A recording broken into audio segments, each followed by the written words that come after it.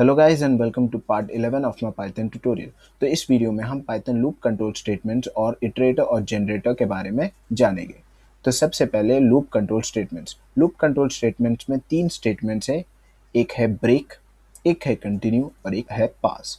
तो हम ये सब जानेंगे वन बाय वन। और हमने प्रीवियस वीडियोस में वाइल लूप और फॉर लूप सीख लिया था, तो हम इस वीडियो में नहीं सीखेंगे। मैं इसका कोड या लॉजिक आपको एक्सप्लेन कर लूँगा। तो यहाँ पे देखिए कि हमने यहाँ पे वाइल लूप लिया है, एक काउंटर लिया है और लेस देन 6 किया है। जब तक ये 5 रहेगा तब तक काउंट होगा। अब देखिए ये जब तक ये 5 रहेगा इंक्रीमेंट तो होता ही रहेगा ये, क्योंकि यहाँ पे हमने इंक्रीमेंट दिया है। मगर ये जब तक 5 5 हो गया, अगर 6 हो गया तो ये वाइल लूप के बाहर आ जाएगा।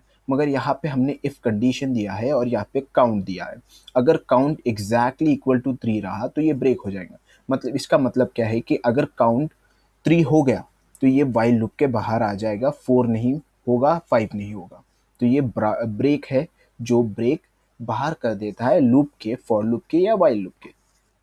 आप वाइल लूप या फॉर लूप में दोनों में यूज कर सकते हैं ये ब्रेक स्टेटमेंट। इसी तरह ये है कंटिन्यू स्टेटमेंट। कंटिन्यू स्टेटमेंट में क्या है कि हमने एक फ्रूट नाम की लिस्ट ली है और इसके अंदर उसको ट्रैवर्स किया है। अब ये सीक्वेंस के अंदर एक बनाना नाम का हमने एक सीक्वेंस लिया है। और अब ये सीक्वेंस कैसा है मालूम क्या? अब इफ कंडीशन, इफ बनाना, ये हमारी दोनों कंडीशन मैच हो गई तो यहाँ पे क्या होगा मालूम कि यहाँ पे ये बनाना प्रिंट नहीं करेंगे। यहाँ पे कैसे एप्पल, बनाना ये सभी प्रिंट करेगा, मगर यहाँ पे कंटिन्यू करेगा। तो यहाँ पे बनाना नहीं प्रिंट करेंगे, डायरेक्ट वापस से लूप के अंदर चला जाएगा। मतलब ये इतना जो कोड है ये छोड़ के वापस से लूप में चला जाएगा। ब्रेक क्या करता था? ब्रेक अपने लूप के बाहर आ जाता था, मगर ये कंटिन्यू करता है अपने लूप को, मगर वो पर्टिकुलर एरिया को या उतने कोड को छोड़ देता है।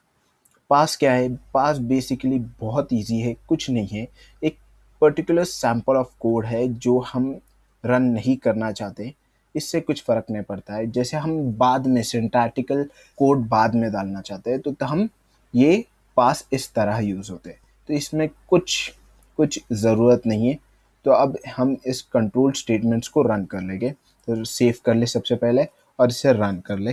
तो यहाँ पे रन करने के बाद यहाँ पे देखिए कि ब्रेक स्टेटमेंट काउंटर सिर्फ 1 और 2 हुआ, 3 पे के बाद वो ब्रेक हो गया। यहाँ पे कंटिन्यू स्टेटमेंट में देखिए कि एप्पल हुआ, बनाना प्रिंट नहीं हुआ और चेरी प्रिंट हुआ। और यहाँ पे पास स्टेटमेंट में तो मैंने सिर्फ ऐसे लिखा कि टेम्परेरी सिंटैक्टिकल ब्लॉक रखे हैं हमने, जो वो पास बाद में हम चेंज कर सकते हैं। तो इसका कुछ फ़र्क नहीं पड़ता है। तो ये सब प्रिंट कर लिया और यहाँ पे देखिए दिस इज पास स्टेटमेंट, जिसमें ये पास स्टेटमेंट में गया। इटरेटर और जनरेटर। इटरेटर और जनरेटर एक फंक्शन है जो हम कलेक्शंस में ट्रैवर्स करने के लिए यूज़ करते हैं।